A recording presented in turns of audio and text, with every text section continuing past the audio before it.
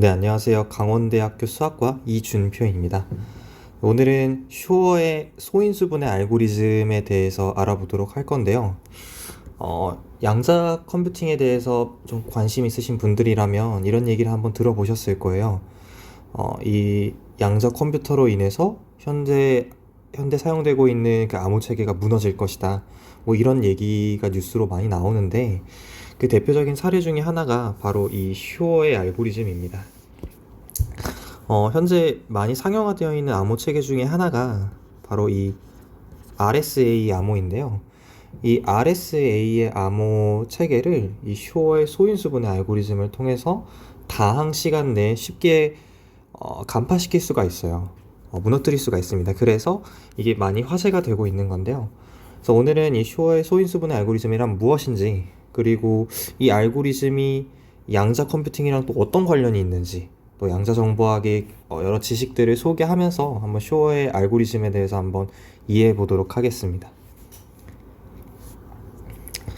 먼저 이건 RSA 암호 알고리즘인데요. 이 암호 알고리즘에 대해서 쭉 이해하실 필요는 없고, 여러분들이 지금 보셔야 될 거는 바로 이 부분에 대해서 보시면 됩니다. 이 양자 암호학을 통해서 공개 키랑 개인 키를 생성을 하는데요. 이때 그 키 중에 하나가 바로 이 n 값입니다. 이 n 값은 바로 두 개의 소수의 곱으로 표현이 되는데요. 여기서 여러분들이 주목하셔야 될 거는 이 RSA 암호로서 작동할 수 있는 원리 중에 하나가 바로 소인수 분해를 하기가 굉장히 어렵다라는 거예요. 네. 매우 큰 두 소수를 가지고 곱하기 때문에 이 n이 어떤 두 소수의 곱으로 이루어졌는지 사실 소인수 분해하기가 굉장히 많이 어렵습니다.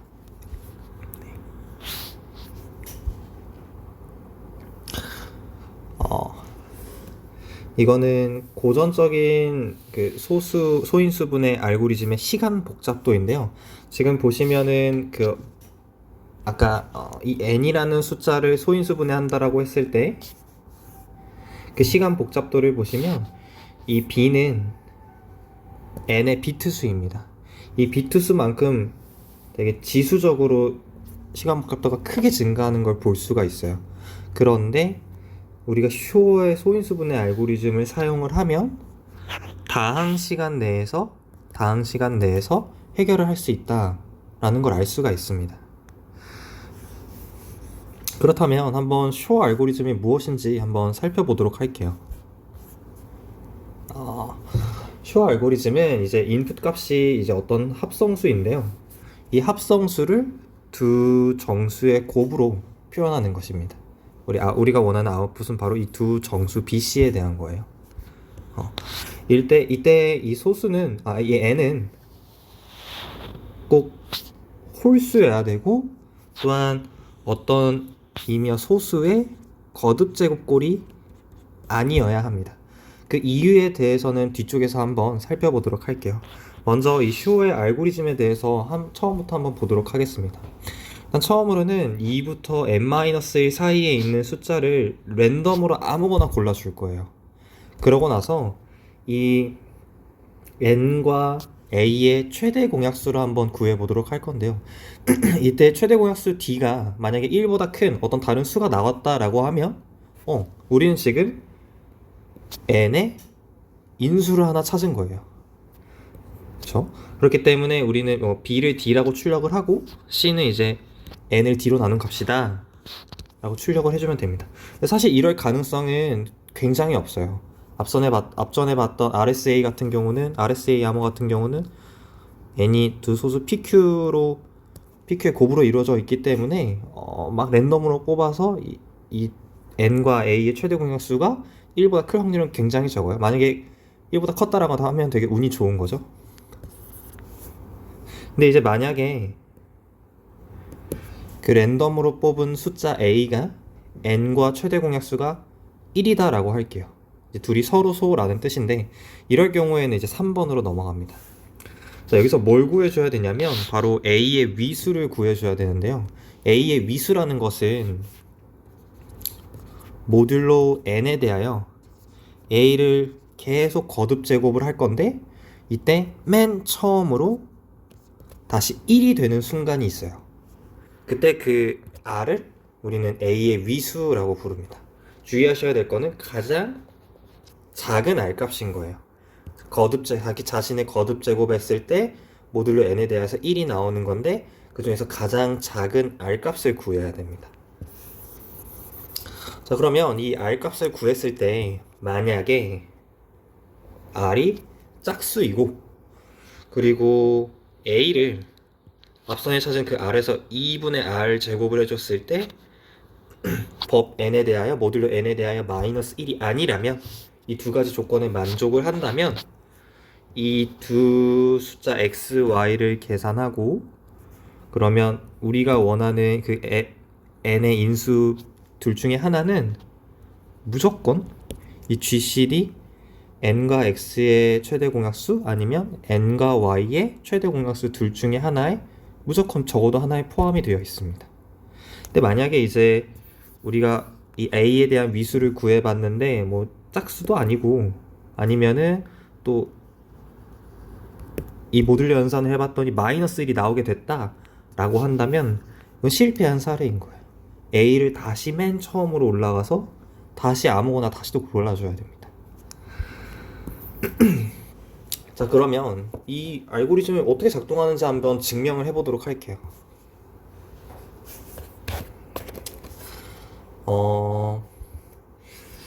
우리 3번에서 우리 a에 대한 위수를 구했죠.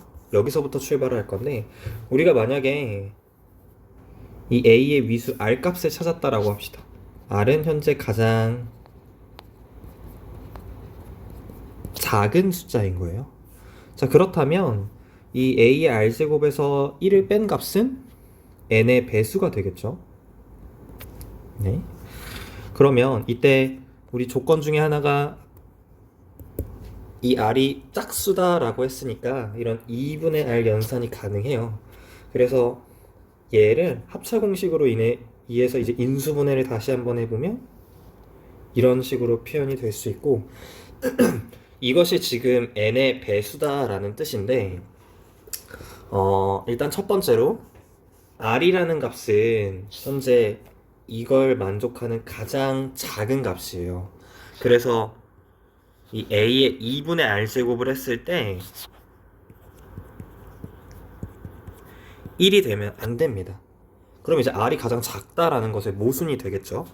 따라서 그렇기 때문에 첫 번째로 이 조건을 만족하게 되고요.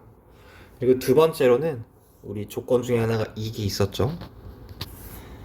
따라서 a의 2분의 r 제곱 더하기 1 또한 모듈로 n에 대해서 0이 아닙니다. 자, 그렇다라는 것은 이게 무엇을 의미하냐면 이 앞쪽에 있는 숫자가 n의 배수가 아니고요. 이 숫자도 n의 배수가 아니에요. 그런데 두 수를 곱했더니 n의 배수가 됐더라 이 소리거든요. 자, 그렇다라는 것은 무엇이냐면 n의 인수가 얘와 얘 둘 중에 하나에 포함이 되어 있다라는 뜻입니다. 자, 그래서 만약에 앞쪽에 말씀드렸던 이 위수를 찾고 짝수고 이 조건까지 다 만족을 한다면 이렇게 두 수 xy를 계산함으로써 n과 x의 최대 공약수 또는 n과 y의 최대 공약수 둘 중에 하나가 아마 b일 거다 라고 얘기할 수가 있어요.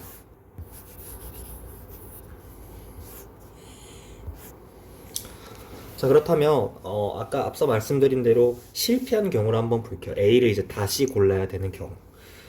일단 첫 번째로는 a의 위수가 홀수일 경우입니다.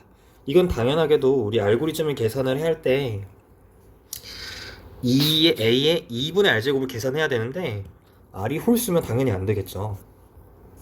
그래서 이 경우에는 실패이기 때문에 만약에 홀수가 나왔다면 다시 또 다른 a를 랜덤으로 골라줘야 돼요. 두 번째는 r의 위수를 구하는데 짝수예요. 짝수를 만족한데 하지만 a의 2분의 r제곱을 했더니 모듈로 n에 대하여 마이너스 1이 나올 경우입니다. 이럴 경우에는 우리가 원하는 정보를 얻지 못하게 되는데요. 그 이유에 대해서 한번 살펴보도록 하겠습니다. 만약에 a의 2분의 r제곱이 모듈로 n에 대하여 마이너스 1이 나왔다라면 그러니까 앞쪽에 증명 부분 여기서부터 한번 살펴보도록 할게요. a의 2분의 r제곱이 모듈 n에 대하여 마이너스 1이기 때문에 a의 2분의 r제곱 플러스 1은 n의 배수가 되겠죠. 그래서 이런 식으로 임의의 정수 베타에 대하여 어떤 정수 베타에 대하여 이런 식으로 표현이 가능하고요. 그렇다라는 것은 앞서 증명 이 파트에서 이 a의 2분의 r제곱 플러스 1이 베타 n으로 대체될 수 있고, 이럴 경우에 이제 양변의 n이 사라지게 되겠죠. 그리고 이제 베타 n을 넘겨봤을 때 이런 식으로 표현이 되는데, 이거는 우리가 원하는 n의 그 인수를 찾기 위한 정보를 아무것도 제공하지가 않아요. 따라서 우리는 이 조건이 꼭 들어가야 된다라는 거죠. 꼭 이걸 만족을 해야 된다라는 거죠. 이게 실패 사례 제가 잘못 적었네요. 이게 아니라 이렇게 합동일 경우에 이제 오류가 발생한다입니다. 네, 이렇게 두 가지의 실패 케이스가 있어요. 만약에 이제 A를 랜덤으로 골랐을 때 위수가 홀수이거나, 하지만 짝수인데 A의 2분의 R제곱을 구했더니 마이너스 1이 나왔다. 이럴 경우에는 다시 맨 처음으로 올라가서 A를 새롭게 골라줘야 됩니다. 자, 그러면 지금 이 쇼어의 알고리즘에는 실패하는 경우가 존재해요. 그럼 이제 들어야 될 의문점이라고 한다면 그러면 이 알고리즘이 성공할 확률이 어느 정도가 되지? 라는 게 이제 좀 궁금하실 거예요. 우리가 A를 랜덤으로 구했을 때 이 위에서 발생한 이 실패할 확률, 이것들이 일어나지 않을 가능성, 즉 성공할 확률이 적어도 이제 2분의 1입니다. 적어도 2분의 1.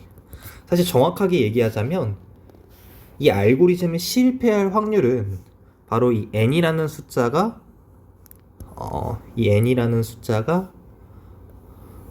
서로 다른 소인수가 몇 개가 있느냐에 따라서 이 실패할 확률이 달라지는데요. n의 서로 다른 소인수의 개수가 m이라고 했을 때 실패할 확률은 2의 n-1제곱 분의 1입니다. 따라서 RSA 암호 같은 경우 n이 아까 p 곱하기 q 이런 식으로 나와 있었잖아요. 만약에 이 n을 소인수분해 한다라고 했을 때 지금 서로 다른 소인수의 개수가 2개이기 때문에 실패할 확률은 현재 많아야 최대 2분의 1이다 라는 뜻이죠. 많아야.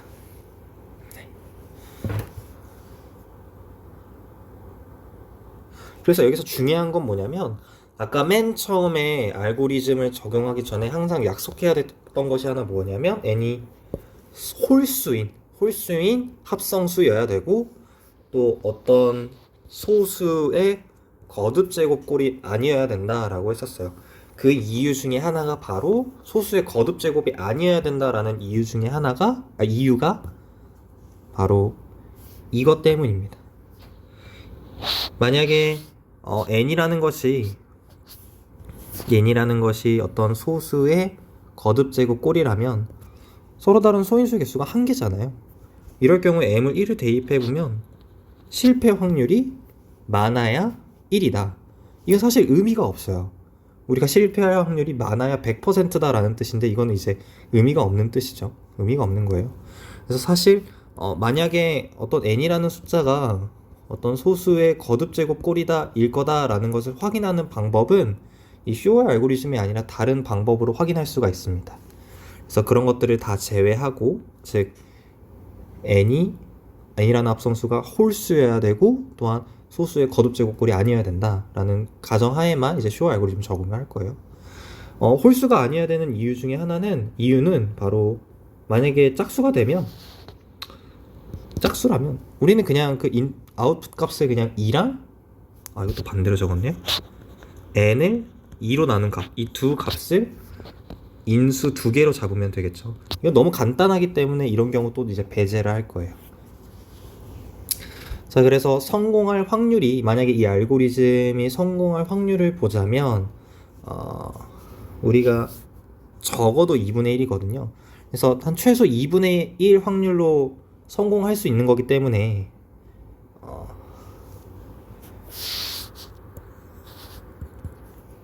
반대로 실패할 확률은 많아야 2분의 1인 거거든요. 실패 확률은 많아야 2분의 1. 따라서 우리가 이 알고리즘을 t번 반복을 하게 된다면 이게 이 알고리즘이 성공할 확률은 1에서 우리가 t번 반복했으니까 실패할 확률이 많아야 이제 2분의 1의 t제곱일 거잖아요. 그래서 적어도 성공 확률은 1-2의 마이너스 t제곱이다 라는 뜻입니다. 간단하게 얘기하면 우리가 많이 반복하면 반복할수록 이 알고리즘이 성공할 확률이 매우 높아진다 라는 뜻이에요.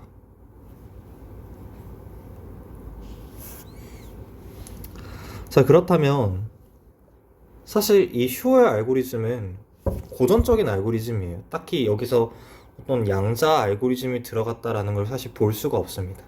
하지만 여기서 지금 양자 컴퓨터가 중요하게 작동되는 곳이 하나가 바로 이 3번에서 시작이 되는데요. 이 A의 위수를 구하는 게 사실 굉장히 오래 걸립니다. 고전적인 컴퓨터에서는. 그래서 여기서 우리는 양자 컴퓨터를 사용해서 이 부분에서 다항 시간 내에 A의 위수를 구할 거예요. 그럼으로써 이제 이 소인수분해 알고리즘이 원래 같으면 고전적인 알고리즘 같은 경우 되게 시간 복잡도가 지수적으로 커졌는데 다항 시간 내에 비교적 되게 빠르게 해결할 수 있다라는 것입니다. 자, 그러면 이 3번을 해결하기 위한 알고리즘이 무엇인지를 지금부터 한번 살펴보도록 할 거예요. 그 전에 먼저 이 위상 추정 문제가 무엇인지부터 이해를 해야 되는 건데요. 이 위상 추정을 어떻게 할 것인지에 대해서 먼저 이해를 하고 이거를 우리가 이 위수를 구하는데 적용을 시킬 수가 있어요. 그래서 먼저 첫 번째로 이 위상 추정 문제에 대해서 한번 이해해 보도록 하겠습니다. 일단 선형대수 개념 중에 스펙트럴 티오렘이라는 것이 있는데 얘를 통해서 위상 추정 문제가 무엇인지 그 문제 제기를 한번 해보도록 하겠습니다. 우리가 매트릭스 U를 n by n 유니터리 매트릭스라고 가정을 할게요. 이럴 경우에 이제 올소노멀 베이시스 n개의 올소노멀 베이시스가 존재하는데요. 이런 식으로 n개의 올소노멀 베이시스가 존재하고 이때 복소수 람다 1부터 람다 n과 함께 존재합니다. 근데 어떤 식을 만족을 하냐면 바로 이 유니터리 매트릭스 U는 이런 식으로 형성될 수 있다 라는 거고요. 여러분들이 주목하셔야 될 거는 다 이 부분입니다. 이때 이 cat psi k를 우리는 U의 고유 벡터라고 하고요. 이때 람다 k를 U의 고유값이라고 합니다. 고유값.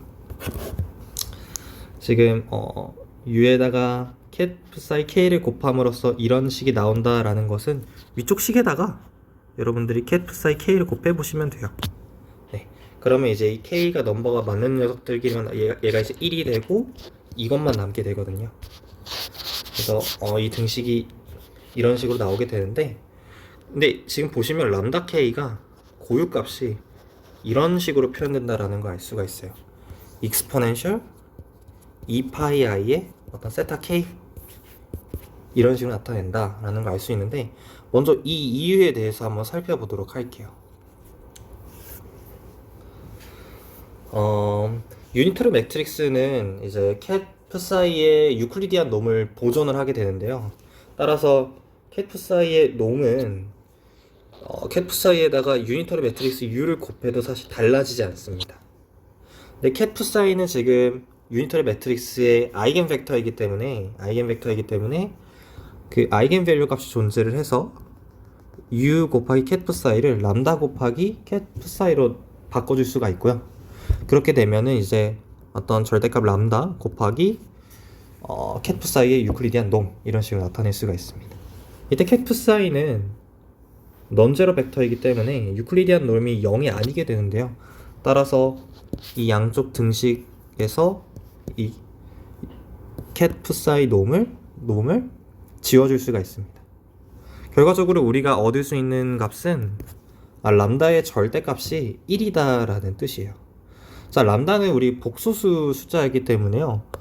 이 람다의 절대값이 1이다 라는 것은 지금 이 람다가 복소 평면 위에서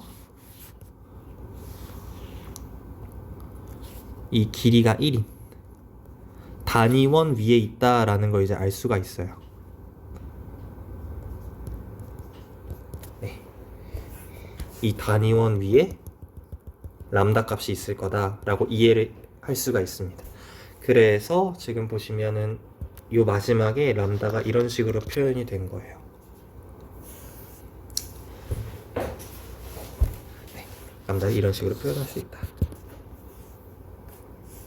자, 그러면 우리가 구하고 싶은 이제 위상 추정 문제라는 것은 사실 뭐냐면 바로 인풋 값으로 이제 n개의 큐비트를 작동하는 이제 유니터리 매트릭스 오퍼레이션 U가 있고, 그리고 여기에 대응되는 어떤 n 큐비트의 퀀텀 스테이트 벡터가 하나가 있는데, 이때 약속해야 될 거는 cat psi가 U의 아이겐 벡터입니다. 고유 벡터입니다.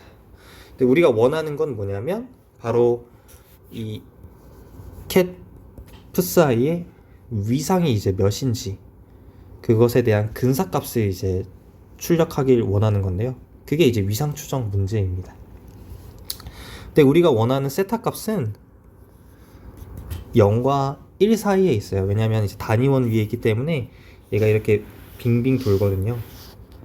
그래서 세타가 0에서 1만큼 돌아갈 때까지 이제 한 바퀴 다 돌기 때문에, 한 바퀴 쭉 다 돌기 때문에 우리가 원하는 거는 이제 0과 1 사이에 있는 어떤 세타 하나 값을 이제 찾는 게 이제 목표입니다.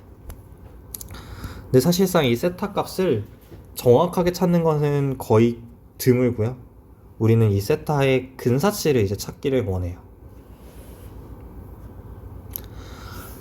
네, 그러면 이 위상을 어떻게 이제 우리가 측정할 건지 그 알고리즘에 대해서 한번 알아보도록 하겠습니다.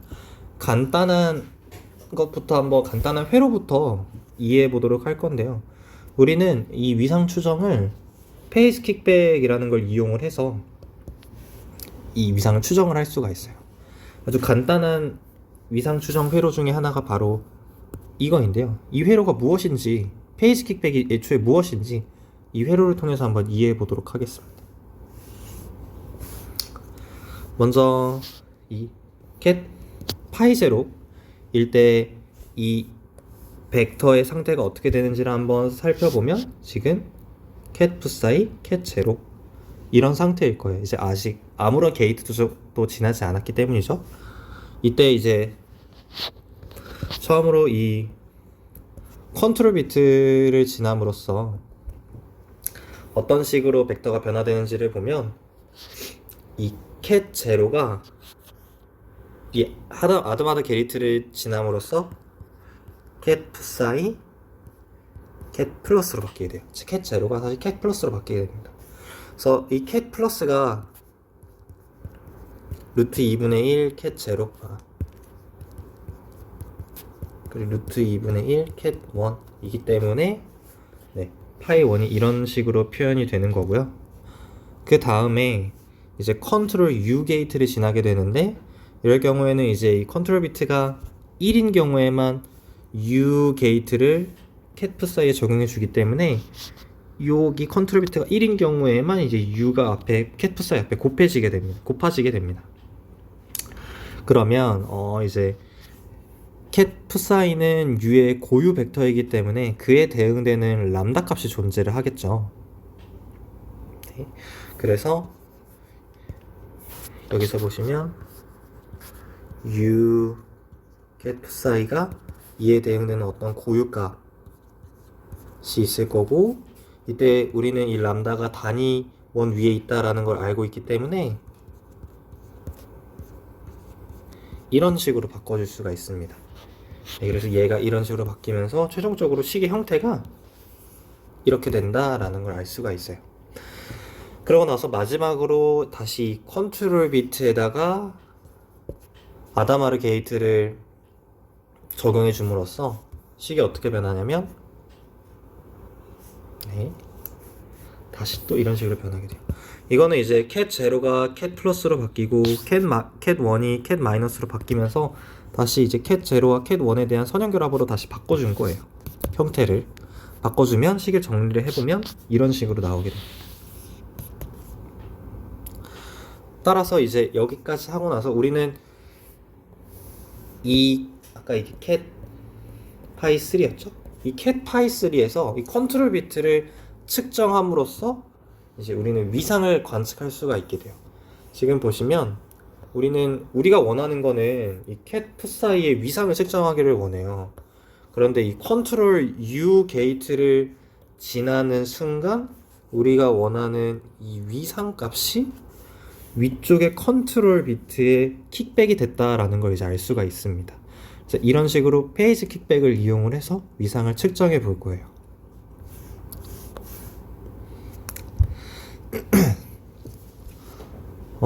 컨트롤 비트를 측정을 하게 되면 이제 결과가 0 아니면 1이 나올 건데 이 0 아니면 1이 나올 확률은 바로 다음과 같이 됩니다.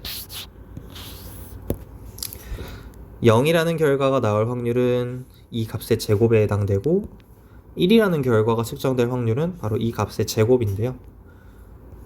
이것은 지금 현재 보시면 코사인 파이 세타의 제곱이고 사인 파이 세타의 제곱값이랑 똑같아요. 그래서 이 각 세타별로 0과 1이 측정된 확률을 플러팅을 해보면 이런 식으로 나온다라는 다음과 같은 그래프 형태로 나온다라는 걸 알 수가 있습니다.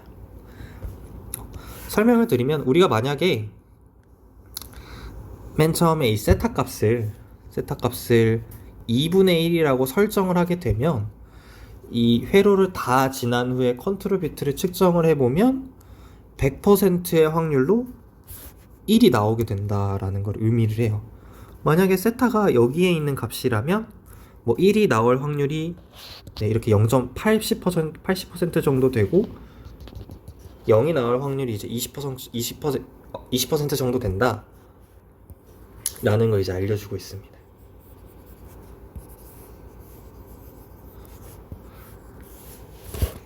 근데 사실 이걸로 그럼 이걸 통해서 그냥 위상을 측정하면 되지 않냐라고 생각할 수 있지만 사실 그게 쉽지가 않아요. 이 확률 값을 구해서 이런 역함수를 한다고 해서 이 정확한 위상 값을 사실 측정할 수가 없습니다. 애초에 이런 정확한 확률이 나오지도 않고요. 그럼 우리는 이 세타에 대한 더 많은 정보를 이제 얻고 싶을 수가 있는데 이 회로를 살짝 뭐 하나만 추가해 줌으로써 세타에 대한 추가적인 정보를 더 얻을 수가 있어요. 간단하게 아까 앞서 봤던 그 회로에서 컨트롤 U 게이트를 그냥 하나만 더 추가해 준 경우입니다. 뭐 3개를 추가하거나 4개를 추가해도 돼요. 근데 우리는 이제 하나만 더 추가했을 경우, 즉 2개가 됐을 컨트롤 U 게이트가 2개일 경우에는 어떤 식의 형상이 벌어지는지를 한번 살펴보도록 하겠습니다.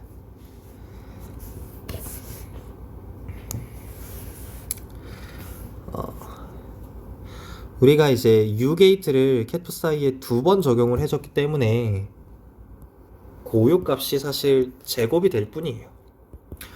그렇게 되면 이 세타가 이 세타로 대체가 되면서 어떤 일이 벌어지냐면 앞서 봤던 그 확률 그래프가 이런 식으로 나타나게 되죠.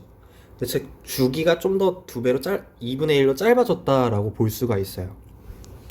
자, 그래서 추가적인 정보로 이제 뭘 얻을 수 있냐면 우리가 만약에 이 컨트롤 비트를 마지막에 측정을 했더니 결과가 1이 많이 측정이 됐다 라고 한다면 우리는 이제 이런 식으로 예측할 수 있죠. 1이 많이 측정이 됐으니까 지금 세타라는 값은 0.2파이 사이 이 근방에 있거나 아니면 0.75 근방에 있겠구나 라고 이제 알 수가 있는 거고, 만약에 0이 많이 측정됐다라고 한다면 이제 0.5 근방에 있거나 아니면 0 근방에 있구나, 0 근방에 있구나 세타가 라고 생각할 수 있습니다. 이때 0 아니면 1이지 않냐, 이게 아니라 사실 이 세타 값은 단위원 위에 있어서 만약에 세타가 1 근처에 있다면 이것은 0 근처에 있는 거랑 똑같다라고 이제 판단을 하셔야 돼요. 네, 그래서 다음과 같이 이 컨트롤 U 게이트를 몇 번 더 적용해 줌으로써 지금 주기가 좀 더 짧아졌다라는 사실을 알 수가 있어요. 근데 이거는 이제 사실 회로가 개선된 거는 사실 엄밀히 말하자면 아니에요. 그냥 좀 더 추가적인 정보를 얻고자 한다면 이런 식으로 컨트롤 U 게이트를 하나 더 추가함으로써 뭐 몇 가지 정보를 더 추가적으로 얻을 수 있다라는 거 정도이고요. 그러면 이제 우리가 이 회로를 개선하기 위해서 어떻게 해야 될까를 한번 고민을 해보면 앞서 보여드렸던 그 컨트롤 U 게이트가 하나일 때랑 그리고 지금 보여드린 두 개일 때를 한번 합쳐보도록 할 거예요. 즉 다음과 같이 컨트롤 비트를 이제 두 개로 늘려서 위쪽에는 컨트롤 U 게이트를 하나만 적용하고 아래쪽에는 이제 두 개를 적용하도록 하는 거죠. 이럴 경우에는 이제 회로가 어떤 식으로 좀 더 개선이 되는지, 결과가 어떤 식으로 개선이 되는지 한번 살펴보도록 하겠습니다. 먼저 맨 처음에 여기서부터 보도록 할게요. cat 파이 제로가 현재 cat psi cat 00 이런 상태예요. 근데 이제 여기에 컨트롤 비트 하나 두 개에다가 아담하드 게이트를 연산을 해주기 때문에 이 파이 1에서는 얘가 플러스 이런 식으로 표현을 할게요. 플러스로 바뀌게 되겠죠. 그러면 얘는 아까 cat 플러스가 루트 2분의 1 cat 0 더하기 루트 2분의 1 cat 1이었기 때문에요.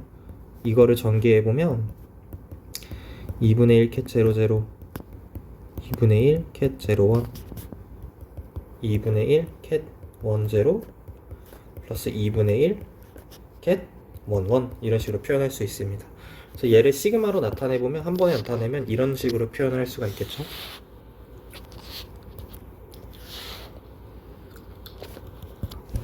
네, 그리고 이제 파이 2에서는 이제 상태가 어떻게 되는지를 한번 살펴볼 거예요. 이때는 이 A0라는 값이 1이냐 0이냐에 따라서 만약에 1이면은 이 컨트롤 U 게이트를 cat psi에 적용을 해주는 거고 0이 되면 적용을 안 해주는 거거든요. 그래서 만약에 이 값이 1이 된다면은 그 값을 적용해주고 0이 되면은 지수가 0이니까 이제 1이 돼서 적용이 안 된 걸로 칠 수가 있겠죠. 그래서 파이 2에서는 이런 식으로 표현을 할 수가 있습니다. 자, 그러면 파이 3도 한번 보도록 할게요. 두 번째 컨트롤 비트까지 가보면 이제 A1이 1이 되면은 cat psi에다가 컨트롤 U 게이트를 오퍼레이션을 두 번 적용해 주는 거기 때문에 이제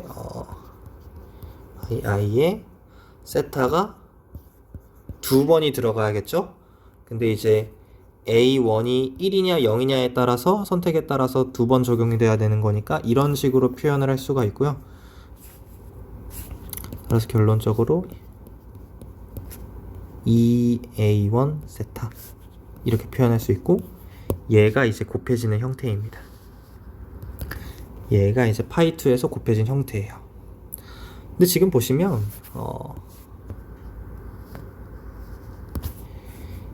이 2 곱하기 A1 더하기 A0는 A1, A0가 0과 1 사이에 있는 숫자이기 때문에 얘는 0, 1, 2, 3 이라는 숫자 안에 있다라고 볼 수가 있어요. 그래서 우리는 십진수로 좀 더 표현을 해보면 좀 간단하게 좀 더 표현을 해보면 이런 식으로 나타낼 수가 있게 되겠죠.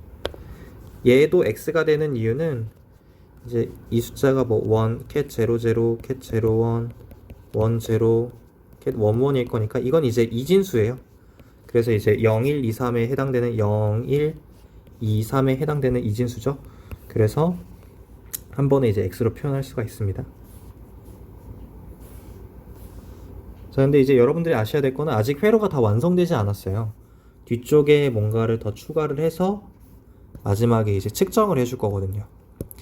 일단은 이 상태까지 봤을 때, 이 파이3까지 봤을 때 어떤 일이 벌어지는지를 한번 확인해 보고, 그 다음 뒤쪽에 어떤 게이트를 추가를 해서 측정할 건지 한번 논의해 보도록 하겠습니다.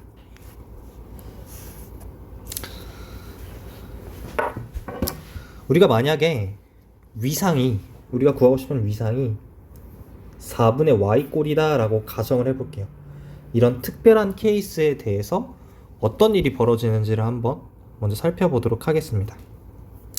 자, 그럼 파이3에서 이 컨트롤 비트가 지금 어떤 일이 벌어지는지를 지금 살펴보고 싶은 건데요. 세타가 지금 4분의 y꼴일 때로 가정을 한 상태예요. 그러면 얘가 지금 컨트롤 비트인 거죠. 컨트롤 큐비트.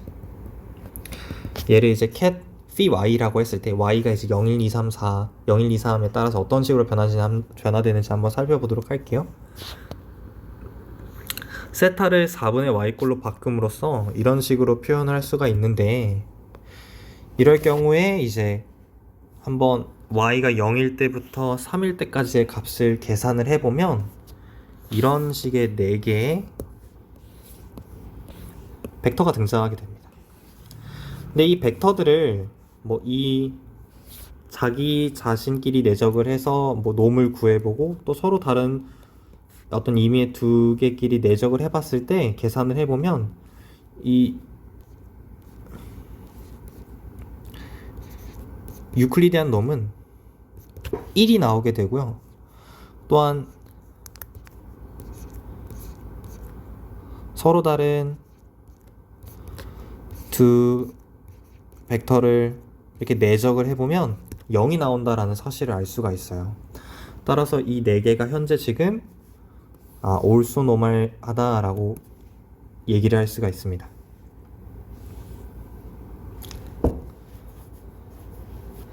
자, 그러면 지금부터 한번 어떤 이 유니터리 매트릭스 V를 한번 정의를 해볼게요.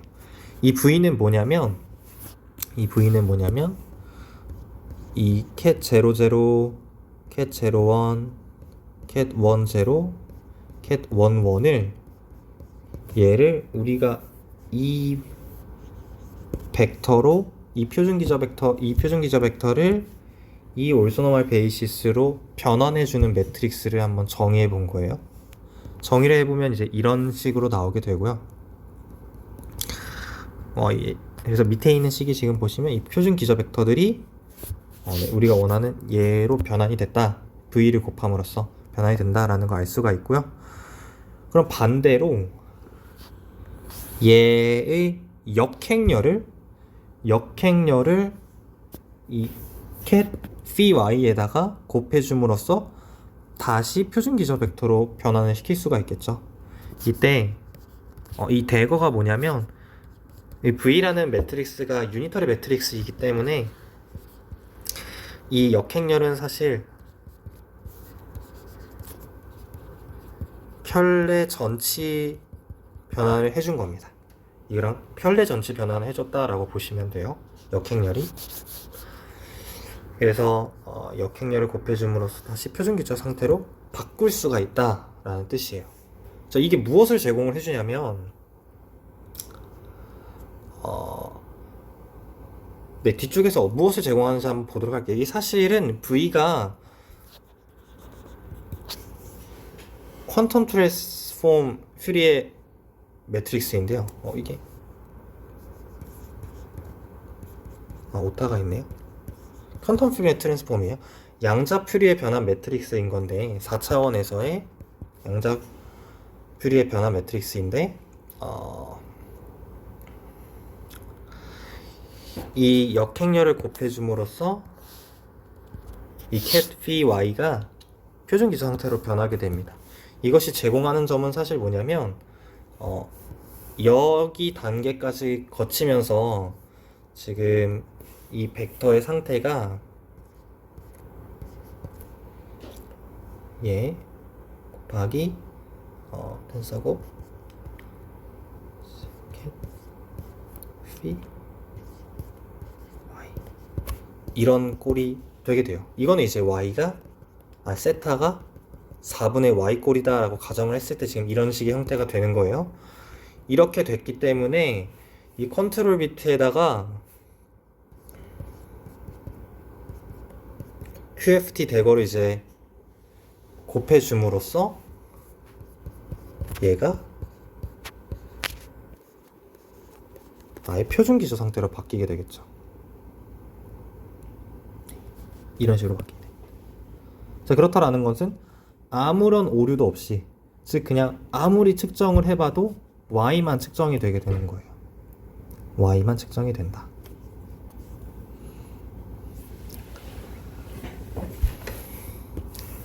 자, 이 확률 그래프를 보면 좀 이해가 되실 거예요. 얘를 통해서 한번 다시 설명을 드리도록 할게요. 사실 우리가 원하는 거는 세타는 사실 어떤 임의의 값이에요. 4분의 y꼴이 아니라 어떤 다른 임의의 값인 거죠. 그럴 경우에 이제 확률 그래프는 이런 식으로 플러팅이 되는데 이 그래프를 한번 의미를 해석을 해보면, 우리가 앞서 살펴봤던 거는 세타가 이제 4분의 1, 4분의 2, 4분의 3, 4분의 0 이런 꼴일 때예요. 이런 꼴일 때 만약에 세타가 0이라면, 4분의 0 꼴이라면 100%의 확률로 지금 이 파란색 그래프 1, 그 100%의 확률로 0이 나온다라는 거고, 만약에 이제 위상 세타 값이 4분의 1이라면은 100%의 확률로 지금 1이 나온다라는 뜻인 거죠. 네, 마찬가지로 4분의 2일 때랑 4분의 3일 때, 세타가 4분의 2, 4분의 3 꼴일 때는 2랑 3이 무조건적으로 100% 확률로 측정이 된다라는 것입니다. 그 이유를 앞서서 살펴본 거예요. 이런 특별한 케이스일 때 이제 이 컨트롤 비트가 이런 모양이 되게 되고, 그러면 우리는 이 퀀텀 퓨리에 트랜스폼 매트릭스의 역행렬을 마지막에 컨트롤 비트에 곱해줌으로써 아예 표준 기저 벡터로 바꿔주는 거죠. 바꿔줘서 우리는 계속 이 결과만 얻게 된다. 그 이유를 설명해 드린 거예요. 자, 근데 이제 아까 말씀드린 대로 사실 세타는 어떤 임의의 값이에요. 0과 1 사이에 있는 임의의 값이에요. 그럼 이걸 통해서 만약에 어떤 식으로 측정을 하게 되는 거냐면, 만약에 세타가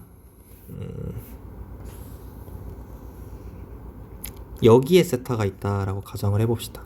우리는 세타가 여기 있는지를 모르는 거예요.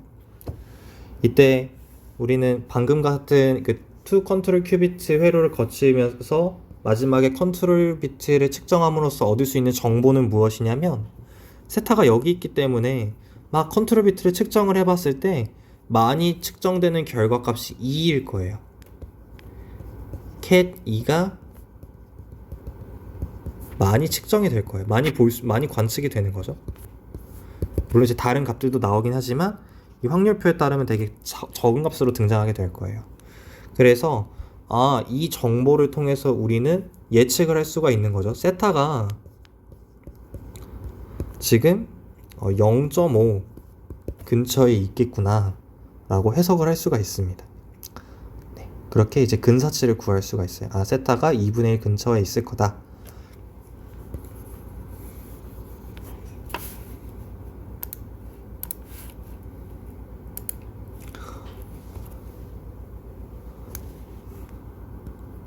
그렇다면 만약에 세타가 여기 딱 중간에 있을 때도 한번 살펴볼까요? 이런 중간에 있을 경우, 이럴 경우에는 지금 이 초록색 선, 즉 2랑 그리고 보라색 선 1이랑 2가 측정될 확률이 지금 약 40%보다 살짝 넘어요. 그렇다라는 거는 만약에 세타가 여기에 있다라면 cat 1이랑 cat 2가 결과가 나올 확률이 되게 비슷할 거예요. 측정 결과가 되게 비슷한 양이 측정이 될 거란 말이죠. 이럴 경우에는 사실 정확하게 구별할 수가 없어요. 그냥 지금 내가 봤을 때 세타가 0.25랑 0.5 그 사이에 있겠구나 정도만 알 수가 있는 겁니다. 알 수가 있다. 그래서 우리는 지금 만약에 세타 이럴 경우에는 정확한 값을 예측할 수가 없겠죠. 그래서 자연스럽게 이제 들 수 있는 생각은 우리가 이제 이 컨트롤 비트를 2개, 3개, 4개, 5개로 늘림으로써 그러면서 이제 컨트롤 유게이트도 뭐 1개, 2개, 4개, 8개로 늘려주게 되고 각각의 컨트롤 비트에 대하여 그럼으로써 이 주기를 이 간격을 더 세분화하게 줄일 수가 있습니다. 더 막 줄일 수가 있어요. 그럼으로써 이 근사치를 더욱 정확하게 이제 구할 수가 있게 되겠죠. 그럼 이제 다음으로 해야 될 거는 한번 일반화를 한번 해보도록 할게요. 2개의 컨트롤 비트가 아니라 n개의 컨트롤 비트에 대해서 어떤 식으로 회로를 구성할 수가 있고 그럴 경우에 이제 뭐 그래프가 어떤 식으로 나올 건지 확률이 어떤 식으로 나올 건지를 한번 알아보도록 하겠습니다.